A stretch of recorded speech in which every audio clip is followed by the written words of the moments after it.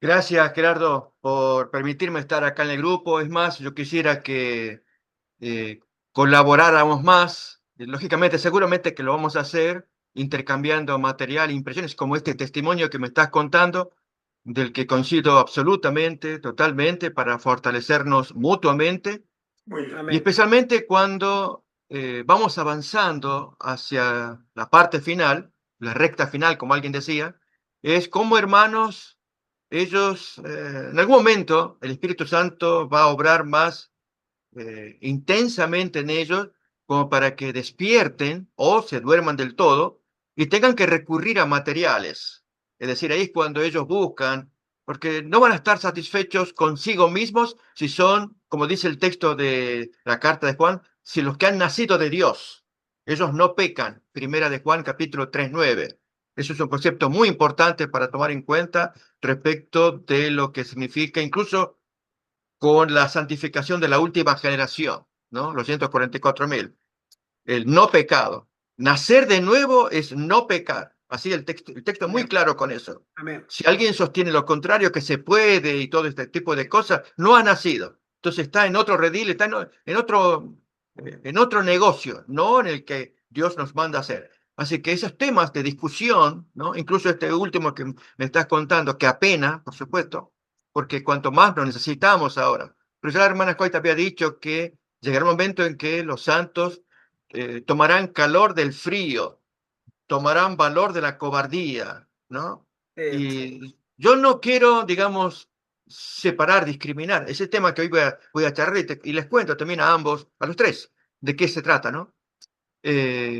No se trata acá de que quién es el justo y el pecador, sino es discutir asuntos que se nos vienen, la avalancha se nos viene y tenemos que estar sabedores de nuestras debilidades, del potencial del Señor, de la malignidad del enemigo, pero que hay cosas con las cuales no se pueden negociar. Y es justamente lo que Dios ordena en su ley, y ese es el tema de discriminación que hoy quería titular predicar la discriminación, una necesidad en el pueblo de Dios. Entonces yo traigo algunas definiciones, vamos a ver qué es esa palabra, que deberíamos empezar a amarla más de lo normal. Normalmente la palabra discriminar tiene un sentido peyorativo, me están discriminando y todo eso, ¿no? No, vamos a ver que es al revés a la luz de la palabra. Pero invito a que tengamos una oración, Amén. inclinamos el rostro y pedimos que Dios nos bendiga. ¿Sí? Querido Padre que estás en el cielo, te damos gracias por este momento que nos das de compartir juntos el estudio de la palabra de Dios. Gracias porque estamos aquí con el solo ánimo de abrir el corazón ante la palabra de Dios, abrir nuestra alma ante el Creador y nuestro intercesor Jesús, para rogar que te apiades de cada uno de nosotros, como también de nuestros hermanos, donde quiera que ellos estén, para que haya un despertar, un reavivamiento, que el pueblo de Dios lo necesita, pero hay condiciones. Una de ellas, la que queremos estudiar, tiene que ver con la discriminación entre el bien y el mal, y ver que la ley de Dios ha sido un instrumento, un vehículo que Dios reveló, que discrimina aquello que es santidad de aquello que es pecado. Y tenemos que aprender que Dios ordena estas cosas para nuestra salvación. Gracias por la intercesión de Jesús en el cielo. Pedimos tu bendición en la exposición ahora y lo agradecemos en el nombre de Jesús. Amén. Amén. Amén. Amén. Amén. Amén. Quiero invitar a leer un texto, y quizás sea el primero. Eh, Uno sería el Salmo 10:2, acerca de cómo la gente mala discrimina. Salmo 10:2, no Salmo 110. Salmo 10:2. Ahí lo estamos leyendo, que dice, con arrogancia el malo persigue al pobre, será atrapado en los artificios que ha ideado. Notemos, hay una palabra acá, arrogancia es una, maldad es otra, la víctima, que es el pobre, podríamos decir que es el desvalido, aún el necesitado, gente que está sufriendo, por lo cual el malo lo va a discriminar, pero el malo cae en su propia trampa. Como ejemplos de discriminación que Jesús enseñó. Yo voy a invitar a que abramos en la Biblia el texto de Mateo capítulo 15, una historia bíblica de la que podemos aprender lección. Desde el versículo 21, Mateo 15, 21. Ejemplo, vamos a llamarle discriminación, para ver, porque hay una discriminación, es obvio que lo hay. Pareciera que Jesús participa de ello. Eso es otro tema. Otro asunto es cómo Jesús culmina de una manera asombrosa, ¿no? O sea, varios asuntos para tomar en cuenta, ¿sí? Pero vayamos al texto. Mateo capítulo 15, versículo 21 en adelante dice, saliendo Jesús de allí, se fue a la región de Tiro y de Sidón. Y aquí una mujer cananea que había salido de aquella región clamaba diciéndole, Señor, hijo de David, ten misericordia de mí. Mi hija es gravemente atormentada por un demonio. Pero Jesús no respondió palabra. Ahí pareciera que hay discriminación. De hecho, los judíos, todos, discriminan a aquellos que son paganos. Esto nos lo va a decir el apóstol Pedro, se lo dice a Cornelio, ¿no? Así que Jesús, cuando no responde palabra, lógicamente él sabe lo que hace. ¿Por qué lo hace? ¿Para qué lo hace? Y tenemos que aprender lección. Él es lo más sabio que podamos recibir de Dios. Entonces, primero, no le responde palabra. Siguiente, ¿cómo sigue la historia? Entonces, acercándose sus discípulos, le rogaron diciendo, despídela, échala, pues da voces tras nosotros. Fijémonos cómo interviene la iglesia, que en lugar de apoyar al desvalido, al necesitado, estábamos leyendo en el Salmo 10:2, ¿no?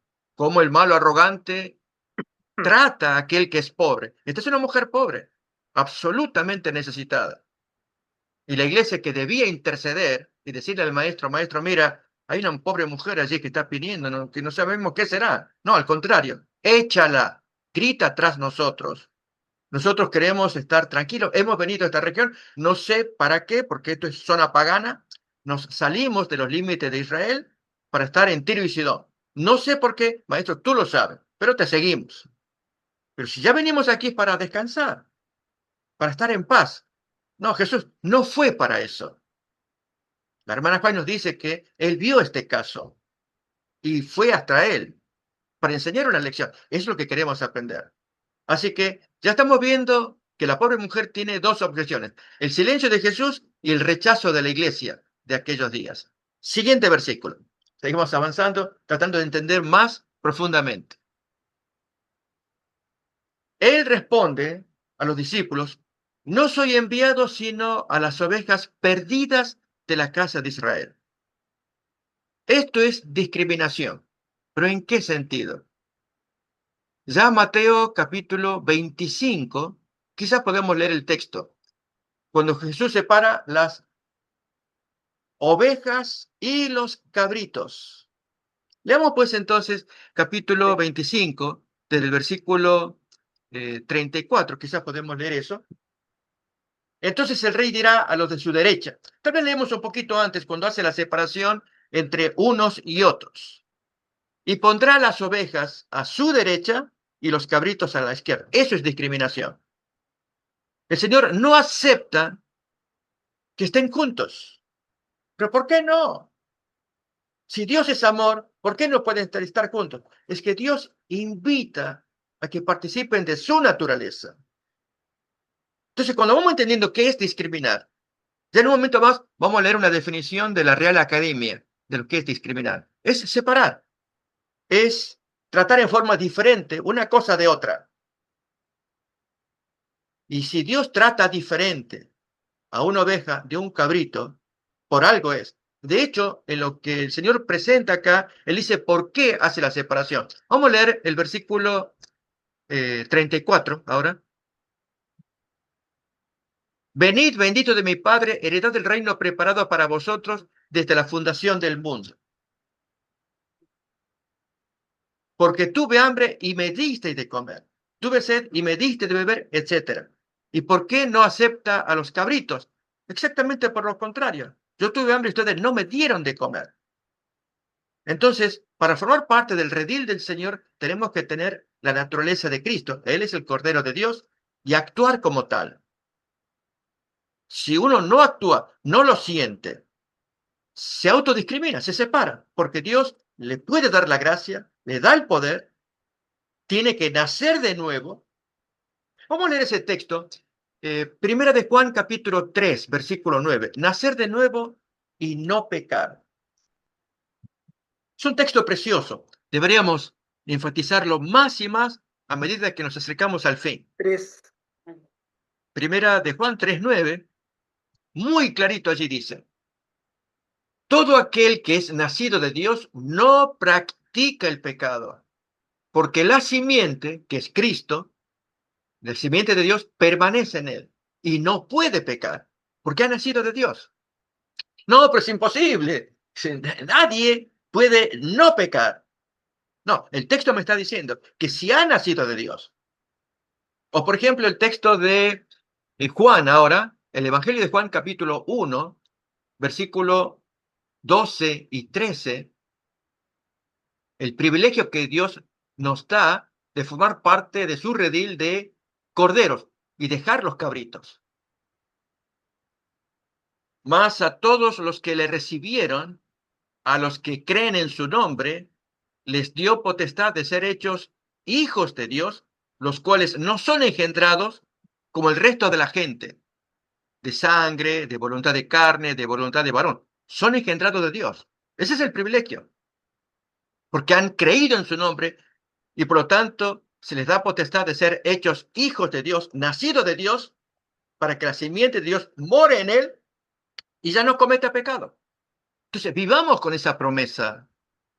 Por algo, Jesús se lo decía a Nicodemo: tú tienes que nacer de nuevo. Tú no entiendes eso. Lógico, estaban lejos del reino de Dios. Y hermanos, hoy nos puede pasar lo mismo en nuestros días. Cuando hay hermanos que no logran ver la necesidad de nacer de nuevo para no pecar. Pensando, Gerardo, en el grupo tuyo y en el testimonio que me acabaste de dar hace momentos atrás, que hermanos dicen, podríamos llevar una vida en estas condiciones, etcétera, ¿no?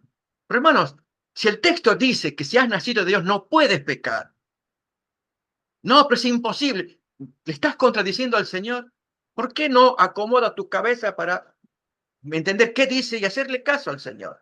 Y entonces, a ver si comienza a haber una revolución en nuestro interior para dejar de ser cabritos y convertirnos en ovejas. Vayamos pues otra vez al texto del diálogo de Jesús con la mujer sirofenicia, la cananea, cuando él le dice: yo soy enviado a buscar las ovejas perdidas de Israel. Esa es mi misión. Yo vengo a salvarlas. Yo dije discriminar porque las separa de los cabritos. Mateo capítulo 15. Estábamos allí en ese texto.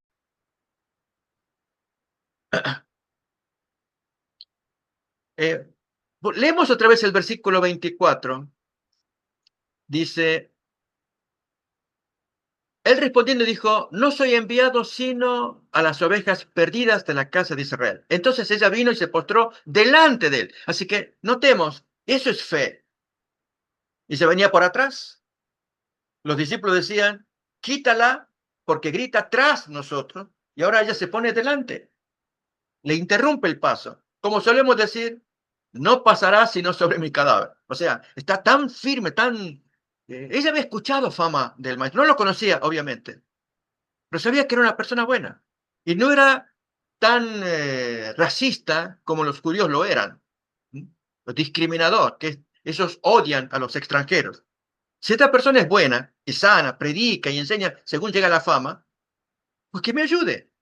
Entonces, el texto del 25 dice que se postró delante de él y le dijo: Señor, socórreme, socórreme, ayúdame, te necesito. Siguiente versículo, 26. Respondiendo él dice, y otra vez, es increíble, ¿no? Pareciera que Jesús toma el camino de los racistas judíos. No está bien tomar el pan de los hijos y echarlo a los perrillos o mascotas. No le llama perras, mascota. ¿Qué de paso, hermanos? Ahí es donde yo quiero invitar a que meditemos cómo deberíamos considerar a los mundanos que están cerca de Dios de los otros mundanos que están lejos de Dios, porque no es lo mismo. A los otros mundanos se les llama perros y que tiran el vómito, y cuidado con que te vuelvas al vómito, no tires las perlas a los cerdos porque te pueden atacar, los perros te pueden morder. Esos son los perros, y hay perros bien bravos. Pero una mascota es diferente. Vive en la casa, no está a la altura de los hijos, pero participa del amor de los niños cuando ellos le tiran migajas, comida, y los perritos, las mascotas, también le mover la colita, ¿no? Es el caso de esta mujer.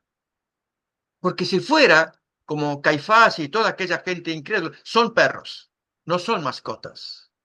Digo esto para que aprendamos a tratar o a hacer diferencia o a hacer discriminación, aún entre los pecadores. ¿Quiénes son aquellos que están cerca del reino de Dios? De hecho, Jesús usó esa palabra con uno de los fariseos. Tú no estás lejos del reino de Dios. Había gente noble que escuchaba. Nicodemo era uno. Se acercó, preguntó, se salvó.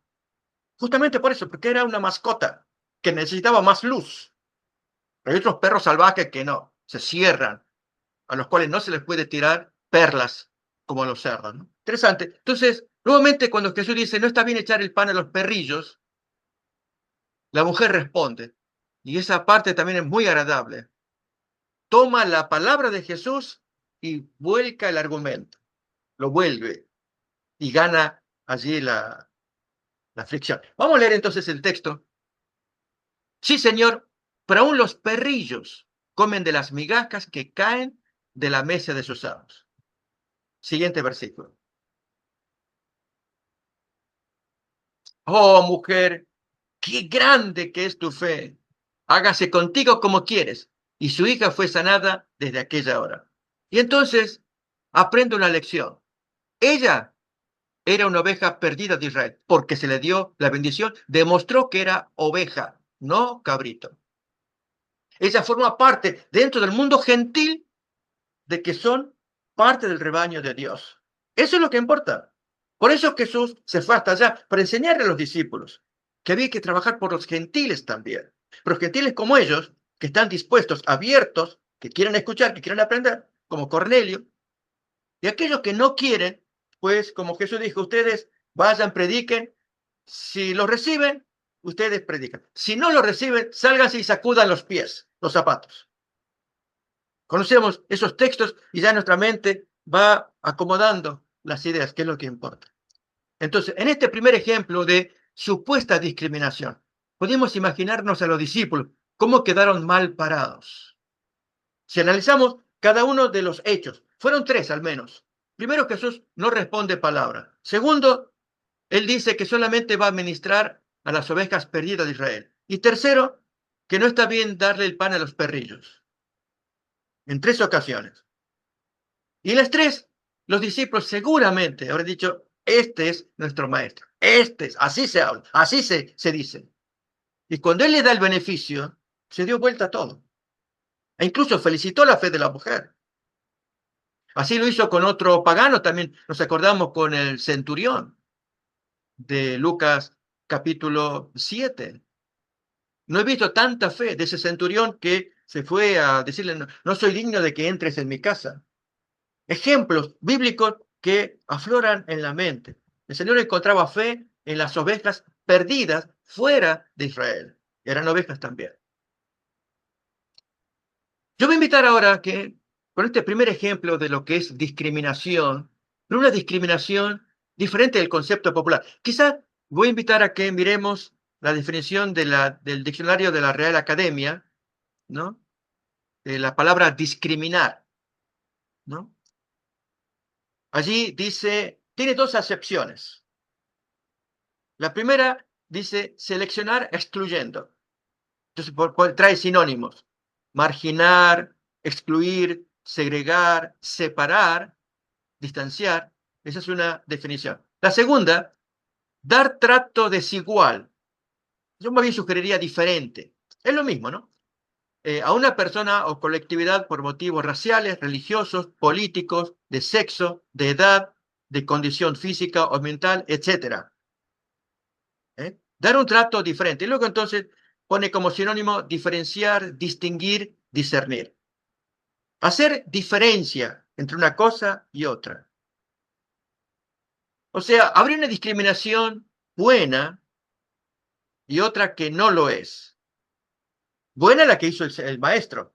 Pudo, en su discriminación, rescatar o probar que había una oveja perdida lejos de Israel, que merece estar en el rebaño. Jesús ya dijo, tengo otras ovejas que no son de este redil. Ella es una. Pero miremos ahora la discriminación mala, muy conocida, la de el apóstol Pedro en Hechos capítulo 10. Y aún así él aprendió la lección de que cómo Jesús había tratado a una pagana.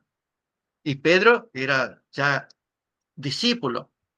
Vamos a mirar esto desde el versículo 25, Hechos 10, 25. Ahí dice, cuando Pedro entró, salió Cornelio a recibirlo y postrándose a sus pies, adoró. Mas Pedro lo levantó diciendo, levántate, pues yo mismo también soy hombre. Y hablando con él, entró y halló a muchos que se habían reunido. Y les dijo, vosotros sabéis cuán abominable es para un varón judío juntarse o acercarse a un extranjero. Pero a mí me ha mostrado Dios que a ningún hombre llame común o inmundo. Y una historia fascinante. Tiene muchos ribetes para comentar. Por ejemplo, imaginemos la escena cuando llegan los emisarios de Cornelio al domicilio de Simón Curtidor, donde Pedro estaba esperando, posando algunos días y esperaba en la azotea. Mientras estaba orando, se estaban preparando comida al mediodía. Y allí la visión que tuvo en la azotea. Y el Espíritu Santo que le dijo muy claramente, no dudes en lo que tengas que hacer. Era un nuevo camino que se estaba abriendo. Ya Jesús lo había abierto. Ya venía abierto desde la antigüedad, desde que el Señor, a través de Abraham, mostró cómo era este hombre cuando, cuando Dios hizo que se discriminara. Es un tema que más adelante lo quisiera tocar. Al enviarlo a Canaán, para que él sea la luz. Él era el evangelio viviente a través de Abraham. Y en la forma como él trató a los lugareños. ¿Sí? Él fue diferente. Y sin embargo tenía relaciones con los hititas, capítulo Génesis 23, al pedir a los heteos allí del lugar, al pedir sepultura para su esposa. Pero él fue muy claro en la forma en cómo llevar el negocio. Yo voy a pagar este tema. No, no, no, te lo regalamos. No, no, no, no, yo quiero pagar ese terreno. No, no, te lo regalamos porque tú eres un príncipe entre nosotros. Y, en fin, Abraham se había ganado fama. Era respetado, muy querido. Le iban a obsequiar. No, no, no, yo no acepto. Lo voy a pagar. Y Abraham tenía razón, porque luego de esa generación vino la siguiente, que le causó problemas. Los heteos a Isaac, por la causa de los pozos, que le rompían los pozos, le quitaban los pozos, un tema triste. Entonces, esa discriminación de estar separado del medio ambiente, pensando nuevamente, Gerardo, en lo que me contaste en tu testimonio, estos hermanos no logran ver que necesitan estar separados. Voy a dar una prueba. Génesis capítulo 26, versículo 3. Lamentablemente, en alguna Biblia no lo traduce bien. Vamos a ver cómo lo hace nuestra querida Reina Valera. Lo hace bien. Pero digo esto, hermanos, porque me toca hablarlo con estos hermanos aquí americanos y ellos manejan ciertas Biblias. Le digo, no, hermano, vamos a buscar otra Biblia porque no está bien traducido. Ahí lo tenemos, Génesis 26:3, en nuestra Reina Valera 60. Ahí lo traducen bien. Pero hagamos la prueba buscando otras Biblias, nada más. Y es esta. Dios le dice a Isaac, habita como forastero en esta tierra. No te mezcles. Tú eres un forastero, tú eres distinto. Y entonces yo estaré contigo y te bendeciré. Porque a ti, a tu descendencia, daré todas estas tierras y confirmaré el juramento que hice a Abraham, tu padre. Mientras te sientas forastero, no parte. Pero si ya te mezclas y eres parte del entorno, no, no, no, no, no te discriminaste. Entonces, En el caso de, volviendo otra vez a Pedro, cuando él hace esa discriminación, era una discriminación injusta, pero basada en consideraciones carnales, raciales, que somos pueblo de Dios, que esta gente es pagana, en fin, cuántas ideas. eh, y Dios es el Padre de todos, de creyentes y aún de paganos, y quiere que todos formen una familia. Pero los que tienen luz deben llegarse a ellos y darle la luz que Dios les ha dado, para que a su vez ellos se separen, se discriminen del pecado, porque forman parte de esta luz. Pero si nuestros propios compañeros, ellos no logran discernir y se mezclan con las tinieblas, lógicamente uno se pone triste. Son nuestros hermanos. Y que tendremos que seguir orando para que Dios haga sacudón, un zarandeo grande, y haya quienes tengan todavía Espíritu Santo en el corazón para retornar al redil. Voy a invitar a que leamos un texto. Se encuentra en Lucas, capítulo 12, 51. Cómo el mensaje de Jesús es discriminatorio. Clarito lo dice allí. Dice, ¿pensáis que he venido para dar paz en la tierra? Os digo no, sino disensión. Porque de aquí en adelante 5 en una familia estarán divididos. 3 contra 2, 2 contra 3. Estará dividido el padre contra el hijo y el hijo contra el padre, la madre contra la hija y la hija contra la madre, y la suegra contra su nuera y la nuera contra su suegra.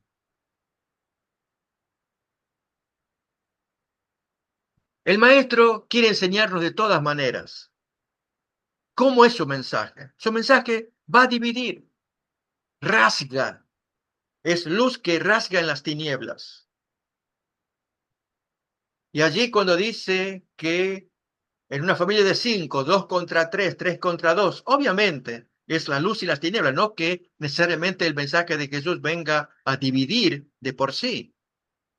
No, es como la luz, la obediencia a la ley de Dios, discrimina, separa de aquel que no quiere obedecer, que quiere continuar en las tinieblas.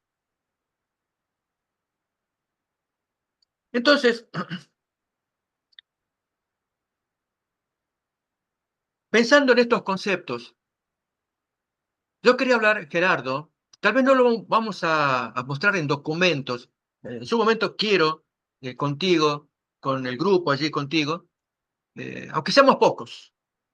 Yo te cuento que acá en el caso con mi hijo también somos 2, pero discutir con grupos, materiales que son de edificación. Hoy, por lo menos, quiero tratar el tema de discriminación, la base, que aceptemos esta palabra de diferenciar, ¿no? Porque luego quiero tocar el tema que nos interesa a todos, que es el origen del domingo como efecto de discriminación de aquella que fue querida iglesia, la de Roma en el primer siglo, y en el segundo siglo cambió. Algo pasó. Y esos eh, elementos, el contexto, las circunstancias, están las pruebas como para que las conozcamos, las leamos, y ahí sí hay documentos que hay cuestión de leer, y es donde necesitamos tener paciencia, ¿no? Leyendo el documento, aquí, leyendo allá, todo esto. Pero por lo pronto, esa parte yo la quiero tener contigo para ver los documentos. Quizá me anticipo diciendo algo.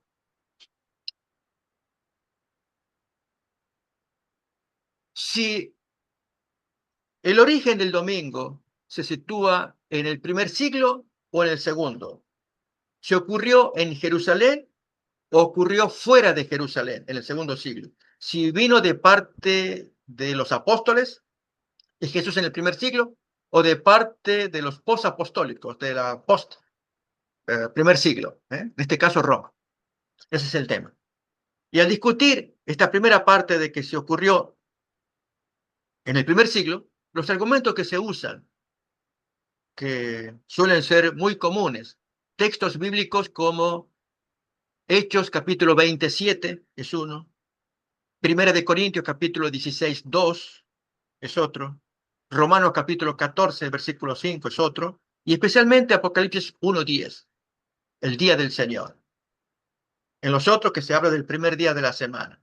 Son argumentos que se usan. Y obviamente esto y más de esto es Colosenses 2:16, nadie os juzgue en comida, bebida, en sábado, todo lo cual es sombra, etc. Entonces, hay hermanos evangélicos que traen el tema. Y nuestros compañeros adventistas necesitan estar bien formados, dominar el tema, para luego de ese capítulo pasar al siguiente, el domingo. En el primer siglo no lo vamos a encontrar, y sí en el siguiente. ¿Cómo aparece en el siguiente siglo? Entonces, ese es un tema que yo quisiera charlarlo contigo. Pero sigamos con este asunto de la discriminación, aún la necesidad en el pueblo de Dios. Es el caso de ejemplos bíblicos en el tiempo de los apóstoles, en el tiempo de la naciente iglesia. Cuando los hermanos van creciendo, va avanzando la palabra de Dios, llega el poder del Espíritu Santo. Para ello, voy a invitar a que leamos el texto de Hechos capítulo 1, versículo 8. Si bien los discípulos hacen la pregunta, ¿para cuándo será el advenimiento del reino? Jesús que le dice, no les toca a ustedes saber los tiempos o las sazones. Yo no se los voy a revelar. Eso solamente el Padre lo sabe. Pero lo que viene sí es importante. 1:8. Pero recibiréis poder cuando haya venido sobre vosotros el Espíritu Santo y me seréis testigos en Jerusalén, en toda Judea, en Samaria y hasta lo último de la tierra. Es lo que Dios quiere, que seamos testigos por medio de su poder de lo que el Señor hizo en nosotros y puede hacer en ellos también. Fue tan grande ese poder, fue tan grande esa misión que estos discípulos hicieron en esa primera parte antes de que Saulo de Tarso intervenga, que leemos en capítulo 5:28, cómo el poder de Dios había inundado por todas partes, que los mismos enemigos dieron testimonio. No os mandamos estrictamente que no enseñaseis en ese nombre, y ahora habéis llenado a Jerusalén de vuestra doctrina, y queréis echar sobre nosotros la sangre de ese hombre. Eso es poder. Se movieron, predicaron, enseñaron. Es lo que Dios quisiera en estos días, en su pueblo, que reciba ese poder y haga lo que tiene que hacer para que se disemine el mensaje. Pero para ello hace falta algo, porque esto estaba ocurriendo en Jerusalén, pero Dios quería el mundo. Yo me acuerdo años atrás cuando, especialmente el Papa Juan Pablo II, ya empezaba a mostrar una visión universal. Esto es, predicar al mundo entero con su mensaje católico, el jubileo del mundo, y expresiones que iban saliendo por ahí. Y me gustaba en cuanto a visión mundial, no visión local, que a veces uno piensa en lo local de uno. Y Dios quiere más. Y en el caso de los cristianos de Jerusalén, ellos necesitaban una visión mundial. Y para esto hubo un instrumento, la persecución. La persecución, el sacudimiento, los saca de la comodidad, de la zona de confort, solemos decir, de la comodidad de casa. Porque cuando estamos cómodos, lógico, es natural, somos seres humanos, que nos acostumbramos al sofá, al entretenimiento. Y Dios observa a ese hijo que tiene una visión local, no la tiene universal todavía, pero con la persecución, con los problemas. Y en este caso, vamos a leer el texto que provoca el problema, y a la vez quisiera aplicarlo a mis hermanos latinos que están sufriendo una similar discriminación siendo expulsados del país. Acá, en este país, particularmente en Los Ángeles, donde está mi familia. Felizmente no ha llegado a mi familia todavía. Podría ser, yo no sé. Y si hay adventistas latinos en la condición que leemos ahora. Invito a que miremos Hechos capítulo 8, versículo 1 en adelante. Una persecución por discriminación. similar a la que se está viviendo acá, por otras razones, lógicamente. Aquí por razones, la Biblia por razones de fe. En este otro caso, por razones de documentación. Pero el fenómeno es el mismo. Discriminación, expulsión, afuera. Váyanse todos. Pero eso es lo que acelera la predicación. Es lo que nos importa mirar. Bien, Hechos 8:1 en adelante, leemos.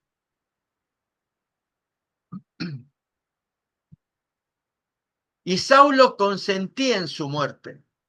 En aquel día hubo una gran persecución contra la iglesia que estaba en Jerusalén, y todos fueron esparcidos por las tierras de Judea y de Samaria, salvo los apóstoles. Al ser esparcidos, uno de los testimonios más elocuentes, por lo menos para mí, de poder del Espíritu Santo es el caso de Felipe. En el capítulo 8 se nos dice que él, incluso es el primer caso que se cuenta, ¿no? De que fue expulsado. Se llega a Samaria, predica allí, se levanta una comunidad, luego vienen apóstoles para verificar qué está pasando allí, y Felipe es llevado para que continúe con su misión. Y luego se encuentra por el desierto, y hay un carro que viene de camino, era el eunuco, y entonces el Espíritu Santo le dice, acércate, se acerca y lo evangeliza, se bautiza el eunuco. Felipe luego aparece en el camino a Gaza y después en Cesarea. Todo esto en el año 34. 24 años más tarde, aparece el monstruo, el que le arruinó la vida. También podemos leer, yo voy a invitar a que leamos en Hechos capítulo 21. Yo digo monstruo, realmente fue así, pero Dios sabe por qué lo hace. Me refiero a Saulo de Tarso. Capítulo 21, versículo 7 en adelante, ahí tenemos el contexto. Hechos 21:7. Y nosotros completamos la navegación saliendo de Tiro y arribando a Tolemaida, y habiendo saludado a los hermanos, nos quedamos con ellos un día. Al otro día, saliendo Pablo y los que con él estábamos, fuimos a Cesarea, y entrando en casa de Felipe, el evangelista, que era uno de los 7 diáconos, posamos con él. Este tenía 4 hijas, doncellas que profetizaban. Y permaneciendo nosotros allí algunos días, descendió de Judea un profeta llamado Agabo, etc. ¿Nos imaginamos ser parte de la familia de Felipe? Permítame que yo sea el cuñado, el hermano, el tío, lo que fuera. Le digo, Felipe, ¿qué estás haciendo? Este fulano fue el que te echó hace 24 años atrás. Esto ocurrió en el año 58. Esa es la fecha del encuentro de Pablo con Jacobo, el presidente de la iglesia, año 58. Cuando él escribe la carta a los romanos, un poquito antes le había escrito y enviado allí a Roma. Pero ese encuentro precioso entre el antiguo perseguidor, el que lo sacó de las raíces de Jerusalén, a Felipe el diácono, y Felipe dando vuelta, que Samaria, que en el desierto, que Gaza, que Cesarea, 24 años más tarde, ahí se encuentran juntos. Y hay amor. Lógicamente, hay perdón, hay olvido, hay cuántas cosas que ya están en el pasado. Los dos en el mismo camino, después de tantos años, sirviendo al Señor. Pero entonces saco esta lección. De la expulsión de Felipe, él fue a evangelizar, a predicar. Cuando las cosas vienen negativas, entonces por ahí pensé en esta gente, mi raza, digamos, latina, de estos amigos o hermanos adventistas. Sí, no me consta realmente si hay adventistas, supongo que sí, expulsados también, de lo que se dice 1 millón de inmigrantes que se logró sacar del país. Yo no sé cuánto, pero solamente digo números que escuché. Y si hay adventistas también a ellos, si están evangelizando. O sea, es muy importante no olvidar estos textos bíblicos que nos sostengan. Porque en el caso de Felipe, si él fue arrancado de Jerusalén, bien que él podría pensar, me sacaron de mi casa, ¿a dónde voy a revivir? ¿Dónde voy a estar? Pero cuando uno está lleno del Espíritu Santo, está pensando en otra cosa.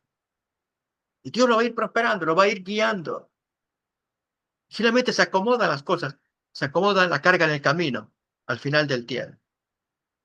Bien, esta misma gente que fue expulsada, leemos ahora en Hechos 11, 19 y 20. ¿Qué están haciendo?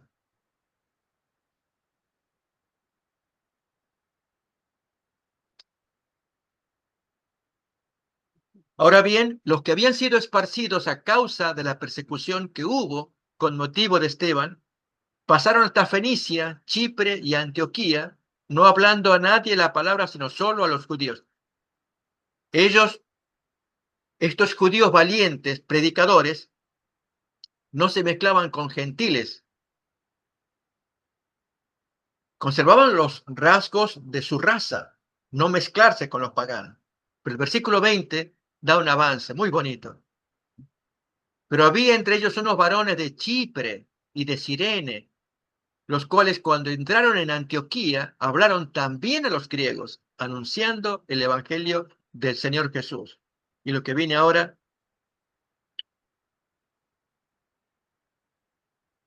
y la mano del Señor estaba con ellos, y gran número creyó y se convirtió al Señor. Así comienza una puerta abierta. Ya había empezado antes con la predicación de Felipe en Samaria, de Pedro con Cornelio. El siguiente capítulo ahora de estos desconocidos predicadores judíos que predican en Antioquía y se forma una iglesia. Luego los apóstoles envían un emisario a Bernabé para que vea, traiga noticia, y el hombre quedó impactado. Dice, no, aquí hay una iglesia grande. Y se trae al predicador, Pablo, el antiguo perseguidor. Él va a ser el pastor de esa iglesia. Y ahora sí podemos decir, se abrió el mensaje al mundo. Eso es lo que estamos necesitando ahora. Yo digo, hermanos, estamos viviendo momentos donde muchos hermanos necesitan sentir que Dios está actuando, pero para ello necesitamos ser sacudidos. Y el sacudimiento va a venir de una u otra manera para sacarnos de la comodidad, de la modorra. Porque si uno sigue en esta condición, lógicamente Satanás irá ganando si estos hermanos no tienen comunión o tienen una comunión deficiente con el Señor. Oran a veces, seguramente oran, pero oran por sus propias mezquindades, sus propias preocupaciones o placeres, sus propias necesidades, pero no por una mente abierta para evangelizar al mundo, para que el Señor venga. Déjenme contarles que ayer en la noche tuvimos una reunión con los americanos y pudimos ver el video que yo recomiendo. eh, Está en español. Esto podría haber pasado. No sé si ubican. Es el video cuando se cuenta que Elena White tuvo una visión, donde en la visión ella escribió y aquí en el video se lo dramatizó. Sí, Se sí, sí, reunió, lo mismo, hermoso. eso es, se vio el, 1901, Congreso de eso, Indianápolis. eso es, exactamente, ¿no? Y entonces allí muy, muy bonita la escena. Los hermanos no lo conocían, pero bonita la escena donde se piden perdón, ¿no? Mutuamente, se confiesan los pecados. El Espíritu Santo está tocando los corazones para que uno admita, reconozca, he cometido este error, yo, bueno, pido perdón, etcétera. Es la dramatización. Y al final, cuando se ve a Elena White, que ella está contemplando, y la voz del ángel que le dice, Elena, Elena, ¿qué pasó? Esto pudo haber sido. Ese es el título del video, ¿no? Pero, ¿qué? ¿No pasó? No, no pasó. Esto pudo haber pasado. Entonces, yo le digo esto. Déjenme decirles que hace unos minutos un hermano de Argentina me mandó un texto diciendo, pastor, tiene noticias del Congreso Mundial que ahora se celebra en estos días en la organización. Y le dije, ya le voy a escribir más tarde. No, no tenía tiempo de contestar, ¿no? Porque con estos movimientos políticos de acá, del presidente acá de este país, eh, no sé si se dará libre acceso a que gente de otros países vengan a este Congreso Mundial, ¿no? Porque hay restricciones por motivo de la guerra que hubo y todo ese tipo de cosas que hace que permitir que vengan adventistas de Medio Oriente, digamos, ¿no? Que vengan. y uno supone que viene con una bomba bajo el brazo. Entonces, todo ese tipo de cosas hace que haya precaución. Así que no sé, yo voy a leer un poquito más la información a ver si qué noticias hay. Pero ¿por qué digo esto? Porque también es el anhelo de Dios de que cuando hay un Congreso Mundial, Dios todavía no dejó la iglesia, no renunció a ella. Dios espera que se cumpla lo que aparece en el sueño. Esto pudo haber sido. Si no confiesan, si no lo admiten, si ahora tenemos un Congreso Mundial en pocos días, cuestión de 1 o 2 semanas, ya está. No lo hacen, ok, yo les di tiempo a usted, lo voy a hacer a mi manera. De hecho, Dios lo va a hacer a su manera. Yo voy a invitar a que leamos el texto de la hermana White, de Testimonio para los Ministros, en la página 300, 299, 300. Ahí hay una cita que nuestros líderes necesitan conocerla respecto de cómo Dios va a actuar en los días finales. Esto tiene que ver con derramamiento de la lluvia tardía, porque Dios va a actuar. Esta no es una promesa condicional, que Dios lo va a hacer o no lo va a hacer. Él lo va a hacer. ¿Cuándo? Es lo que no sabemos. Porque está profetizado en el texto de Apocalipsis 18.1. Podemos mirar ese texto, Apocalipsis 18.1, y luego entonces leemos la cita de Testimonio para los Ministros, páginas 299, 300. Ahí está.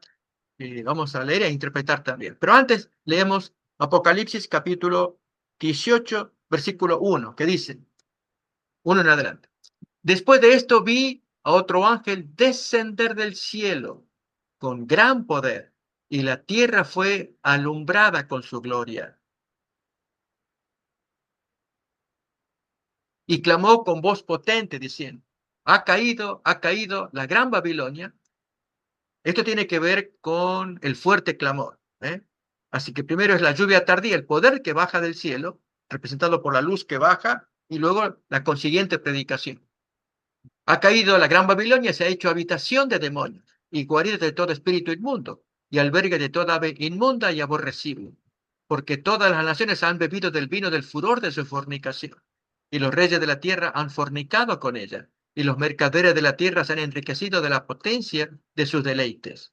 Y entonces el mensaje que le sigue es el gran mensaje de salvación.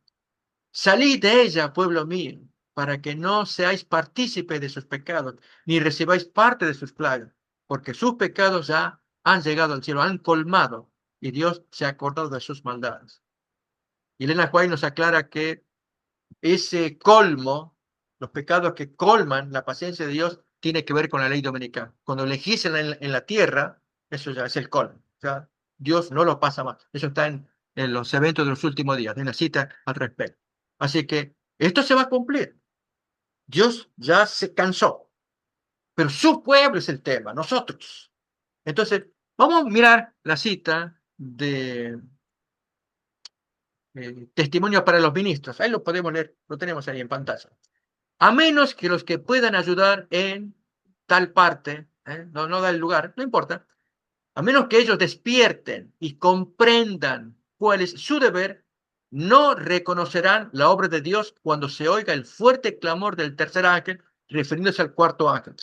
Quiero, mientras está la cita, comentar algo. Estos hermanos que se van a reunir en el Congreso Mundial, así como en 1901, esto pudo haber sido y no fue. Ahora tenemos un próximo Congreso Mundial. Voy a tomar el mismo elemento. Si hay un revivamiento, eso lo maneja Dios, Dios lo sabe. Pudo haber sido, tiene que ser.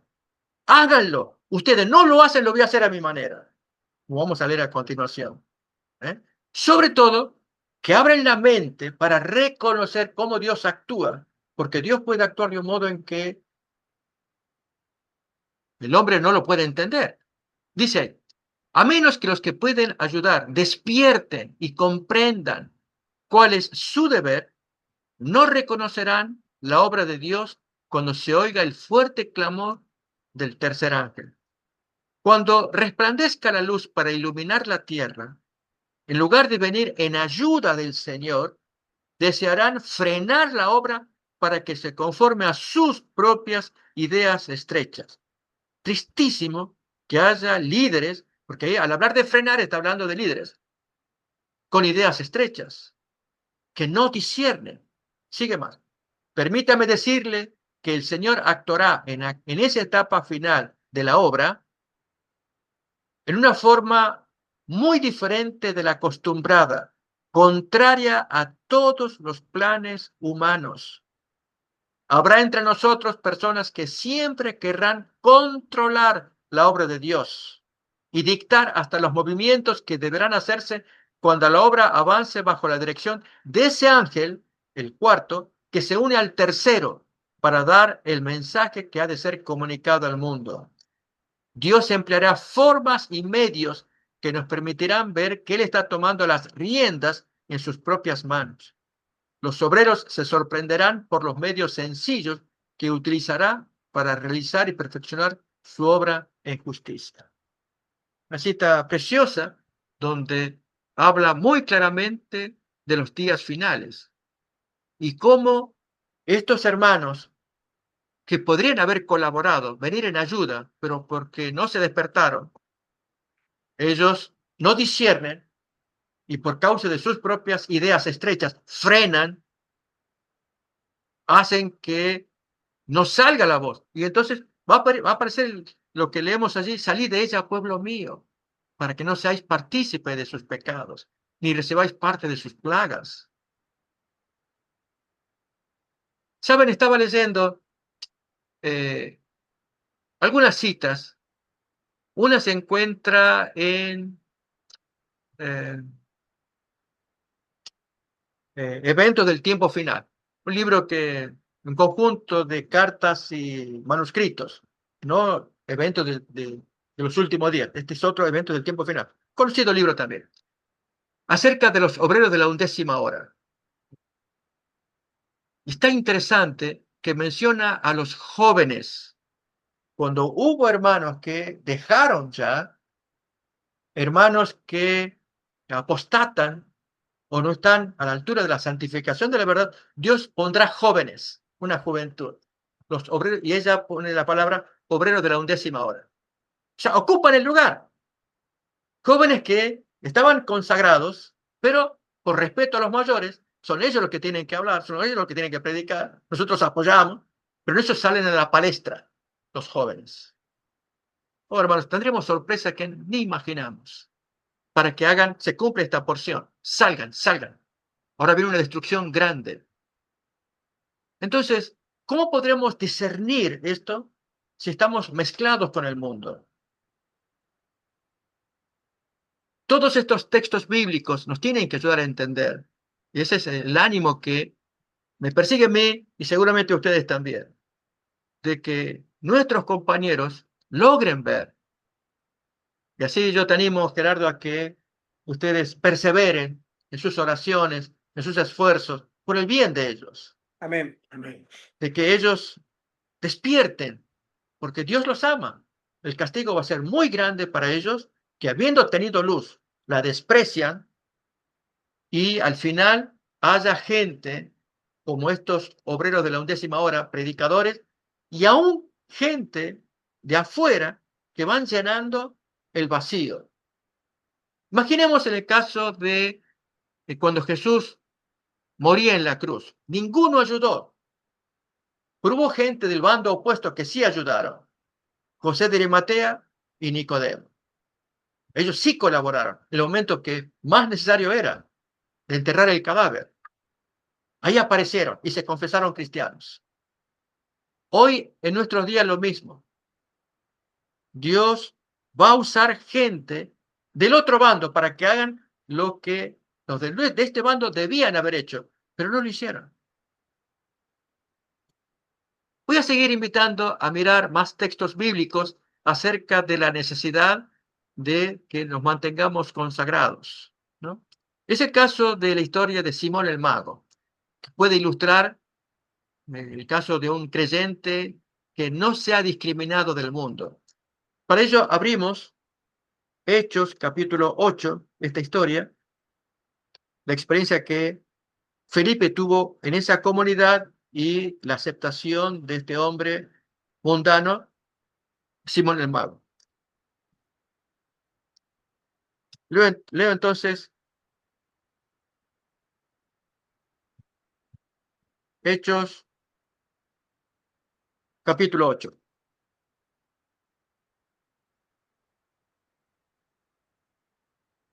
De los primeros versículos podemos leer.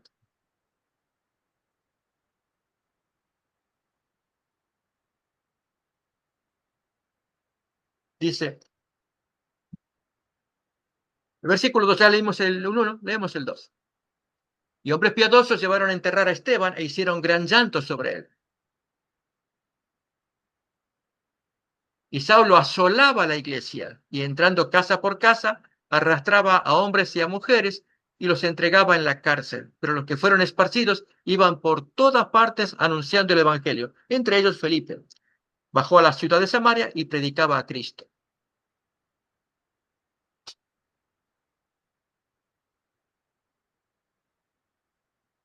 Versículo siguiente, 6, leemos. Y la gente unánime escuchaba atentamente las cosas que decía Felipe, oyendo y viendo las señales que hacía. Porque de muchos que tenían espíritus inmundos, salían estos dando grandes voces, y muchos paralíticos y cojos eran sanados. Así que había gran gozo en aquella ciudad. Pero había un hombre llamado Simón, que antes ejercía la magia en aquella ciudad, y había engañado a la gente de Samaria, haciéndose pasar por algún grande. A este oían atentamente todos, desde el más pequeño hasta el más grande, diciendo, este es el gran poder de Dios. Y le estaban atentos porque con sus artes mágicas les había engañado mucho tiempo. Pero cuando creyeron a Felipe, que anunciaba el evangelio del reino de Dios y el nombre de Jesucristo, se bautizaban hombres y mujeres.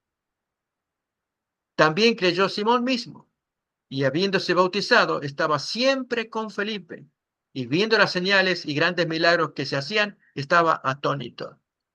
Cuando los apóstoles que estaban en Jerusalén oyeron que Samaria había recibido la palabra de Dios, enviaron allá a Pedro y a Juan, los cuales, habiendo venido, oraron por ellos para que recibiesen el Espíritu Santo, porque aún no había descendido sobre ninguno de ellos, sino que solamente habían sido bautizados en el nombre de Jesús. Entonces les imponían las manos y recibían el Espíritu Santo.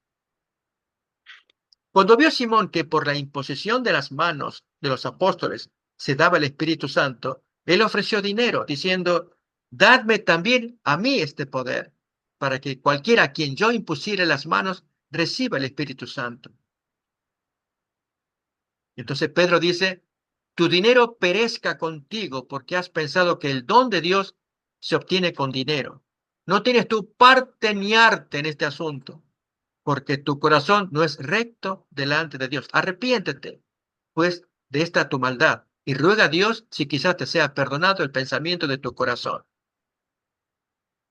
Porque ni el de amargura y prisión de maldad veo que estás. Responde entonces Simón y dice, rogad vosotros por mí al Señor para que nada de esto que habéis dicho venga sobre mí. Déjeme comentar, hermanos, sobre este tema de Simón para que nos ayude a nuestra comprensión del moderno adventista, del moderno creyente. Hay muchos que no difieren de Simón, están bautizados, forman parte del listado de la iglesia. Tengo un hermano de México que suele mandarme fotitos de citas de Elena White. Hay una cita conocida que menciona que aunque estemos anotados en los libros de la iglesia, no necesariamente estamos anotados en los libros del cielo. Así que es una cita muy conocida. Ujú.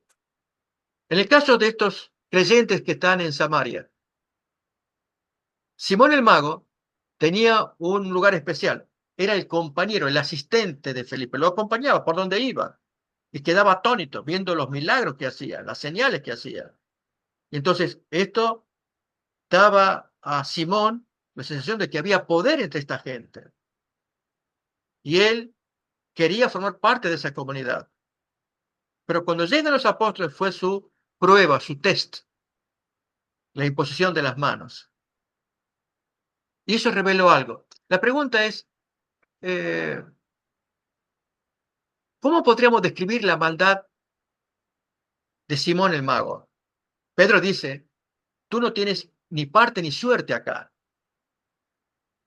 ¿Cómo describiríamos, pues, la situación de un hermano adventista? Digamos que Simón el Mago era adventista, era creyente en esos días. Formaba parte del listado de la iglesia, había sido bautizado. Y que se le tenga que decir, tú no tienes ni parte ni arte en esto. ¿Cuál es la prueba? ¿Cómo podemos detectar el problema de Simón como lo hizo Pedro? Pedro dijo, tú no tienes ni arte ni parte. ¿Por qué? Hay detalles que quizás podemos decir. ¿Qué podría ser? Que quiso comprar el poder de Dios. Esa es una. Podemos hablarlo de una manera aplicando a nuestros días. Por la boca muere el pez. Ah, ya. Tengamos cuidado cuando hablamos. Ese fue el caso de Simón. Por la boca muere el pez. O sea, tú hablas en lo que tú digas, ok, ya te describiste. Es un principio universal. De la abundancia del corazón, abre la boca. En el caso de Simón, él habló.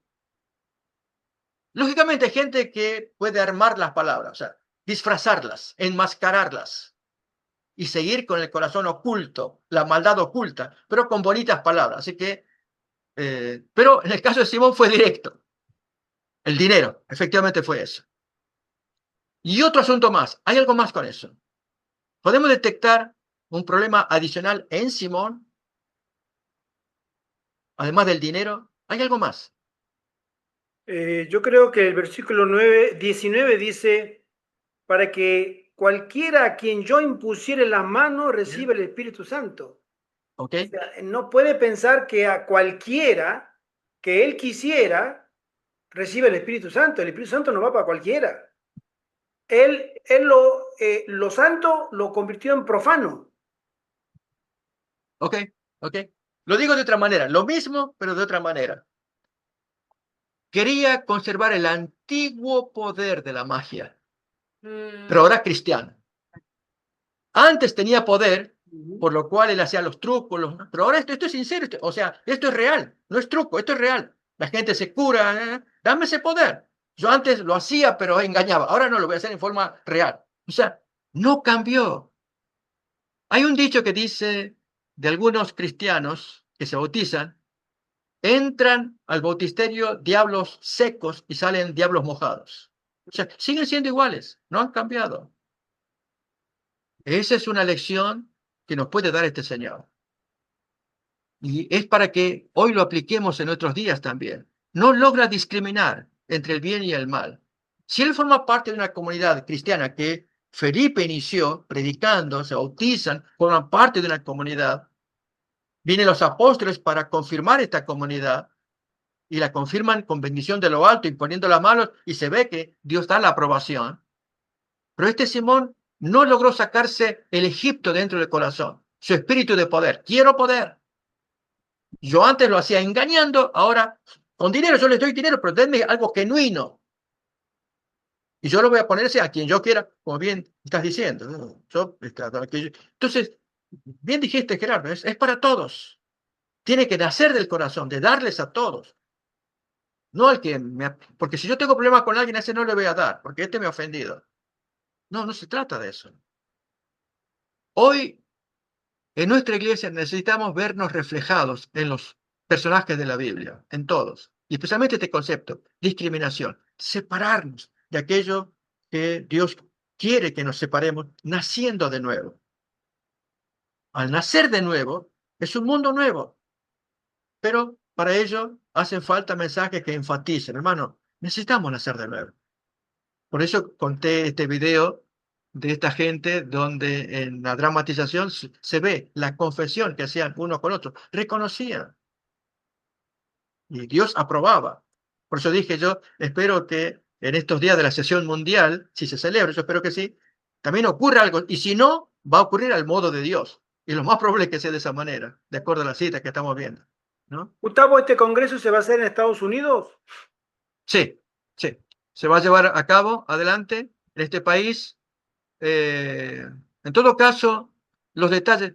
Yo lo que haría es, hoy recibí, o ayer, una noticia de este congreso de parte de ANN, el informativo oficial, ¿no? Donde da los detalles, qué pasaría y todo esto, ¿no? La aplicación para bajar y Pero de ahí a que entren, ese es el gran problema, con las cortapisas, las restricciones que se están poniendo por motivos políticos. Eso es comprensible también.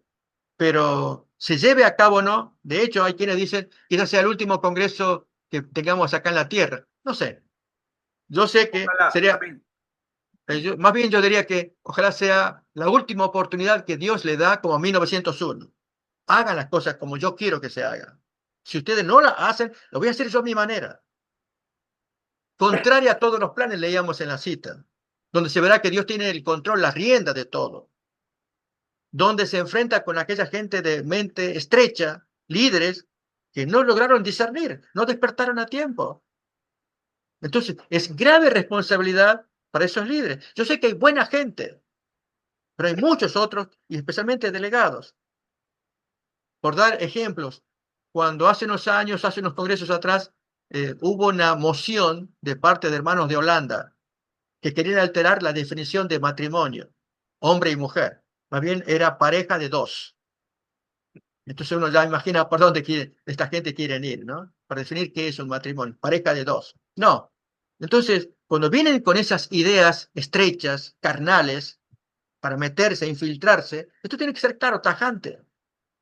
Pero Dios tiene que actuar para... No podemos segregarlos, hermanos, ustedes váyanse de acá, no queremos, porque eso lo va a hacer el ángel final en la segunda venida que va a separar ya el trigo y cizaña y se lleva lo que...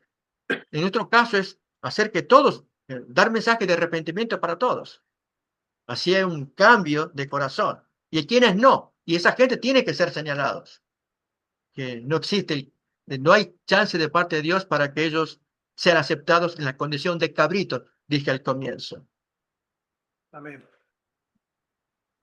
Quiero agradecer, mis queridos hermanos, por la ocasión de haber presentado este tema, de estar juntos, estudiando la palabra de Dios, exhortándonos mutuamente, ¿no? Con este concepto de discriminación, ¿no? Que sea un concepto favorable para el pueblo de Dios, mientras nos aferramos al Señor, tal vez nos quedamos con el texto aquel de Génesis 26:3, que Dios le dijo a Isaac, habita como forastero y yo te bendeciré.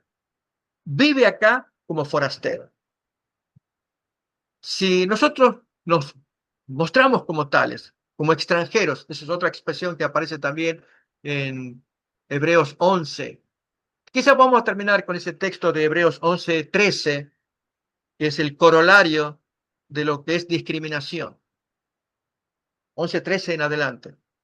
Dice allí, conforme a la fe murieron todos estos, sin haber recibido lo prometido, sino mirándolo de lejos y creyéndolo y saludándolo y confesando que eran extranjeros y peregrinos sobre la tierra. Porque los que esto dicen claramente dan a entender que buscan una patria.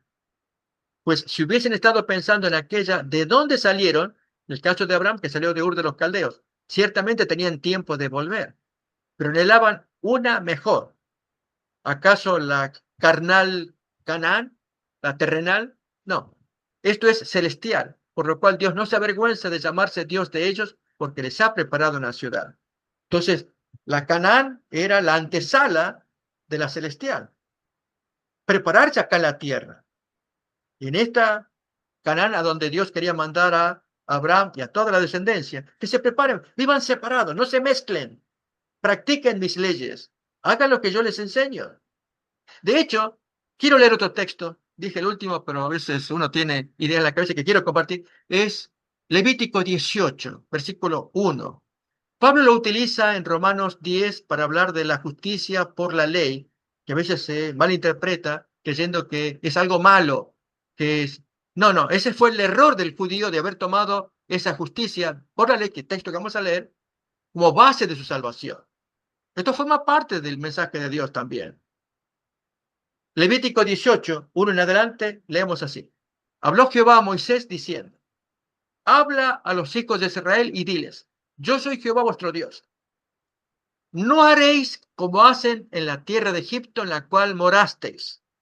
Es decir, yo los saqué de Egipto, están en el desierto, porque esto se escribió durante el desierto. No haréis como fue allá cuando ustedes vivieron en Egipto, en la tierra en la cual morasteis. No haréis como hacen en la tierra de Canaán, a la cual yo os conduzco, ni andaréis en los estatutos de ellos, a la nueva tierra donde yo los voy a mandar. O sea, no van a vivir como Egipto, no van a vivir como Canaán, van a vivir en Canaán según mis leyes. Es lo que leemos a continuación, versículos 4 y 5.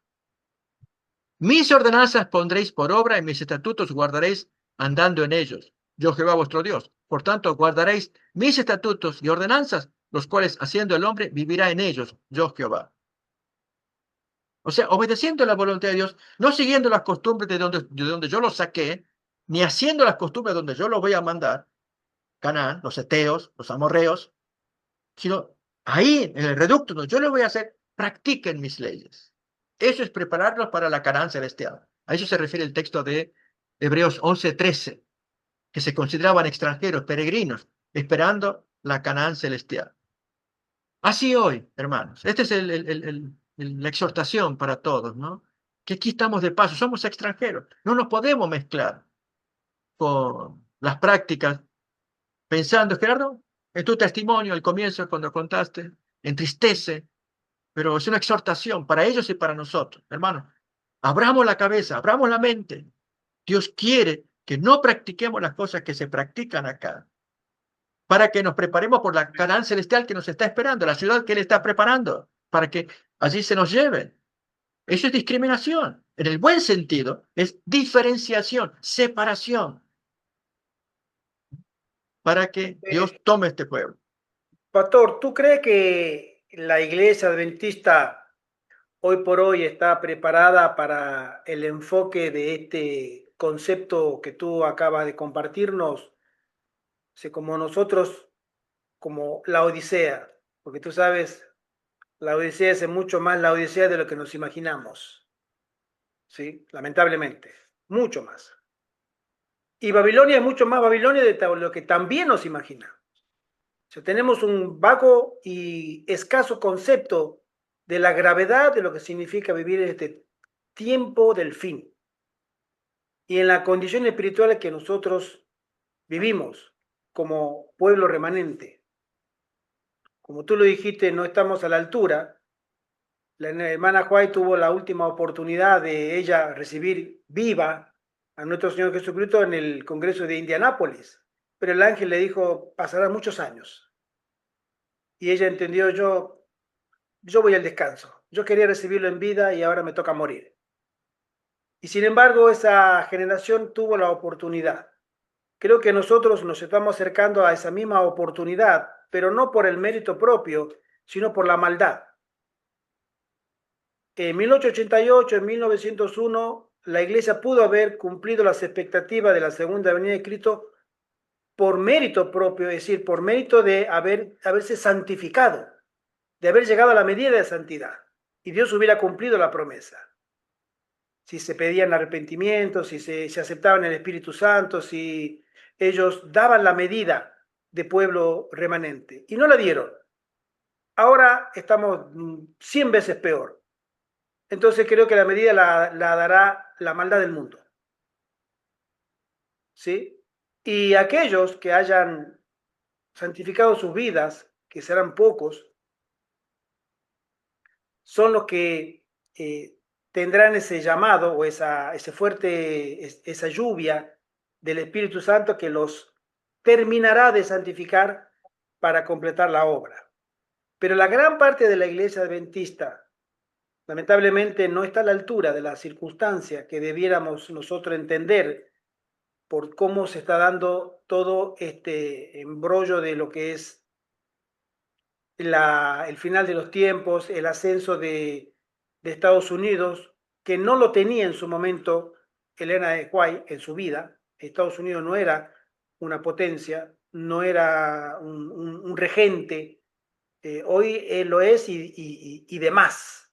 Es decir, hoy Apocalipsis 13 está mucho más completado en sus conceptos que cuando tú leías Apocalipsis 13 en la época de Elena de White. Y sin embargo, la discriminación que el Señor hace, te comenté el tema este, hay muchos otros testimonios. Me imagino que tú también tendrás tu testimonio, hermano, pero nosotros estamos como pueblo para ser discriminados positivamente por el Señor, para cumplir y ajustarnos a sus planes. Porque como quiera que sea, Gustavo, esta iglesia tiene que predicar el Evangelio. El ángel de Apocalipsis 18, el cuarto ángel, también manda salir al remanente y le dice, salí de ella, pueblo mío, ¿no? Y ese pueblo y va a salir, o sea, va a salir porque se va a dar el entorno, el contexto escatológico. Pero como iglesia, ¿tú crees que como, te lo pregunto más porque tú estás en Estados Unidos y conoces noticias más frescas que nosotros de la iglesia adventista, pero personalmente no guardo muchas ilusiones a como vienen los antecedentes previos, ¿no? No guardo muchas ilusiones de que la iglesia adventista pueda dar la medida. Si no la dio en 1888 con Elena de White y no la dio en 1901 con Elena de White, y ya ha revelado el tema de la justicia de Cristo, que era un elemento indispensable. Hoy hasta gran parte de la dirigencia, que en ese momento no era tanto, reniega de todos esos, de 1888, de 1901, de Elena de White, del santuario, de la justicia de Cristo. Sacan una segunda venida de Cristo, llamémosle novedosa, porque dicen que la teología de la última generación no es así. Entonces, todo eso me hace pensar de que Dios tiene que obrar una discriminación mucho más notoria de la que nos imaginamos. ¿Cuál es tu punto de vista, hermano? Creo que lo has descrito bien, Gerardo. Me apena escucharlo, ¿no? Yo también deseo que los hermanos tengan un despertar. Lógicamente, me voy a ser responsable de mis palabras, ¿no? Yo no soy nadie, dirán, es un pastor, pero nada más, él opina y que diga lo que quiera. Este tema de la teología de la última generación, para mí es cortante, divisivo, tal como dice el texto de Hebreos 4:12, la palabra de Dios es más cortante que toda espada de doble filo. Parte. ¿No? Esa es la palabra de Dios. Y esta doctrina de la santificación de la última generación, ahí tenemos el versículo quizá para recordar, ¿no? Porque la palabra de Dios es viva y eficaz y más cortante que toda espada de dos filos y penetra hasta partir el alma y el espíritu, las coyunturas y los tuétanos, y discierne los pensamientos y las intenciones del corazón. Así veo yo la doctrina de la teología de la última generación. Discierne, parte el alma. Cuando hay líderes, hablemos de los líderes primeramente, y de la gran mayoría de hermanos también, que no logran verlo.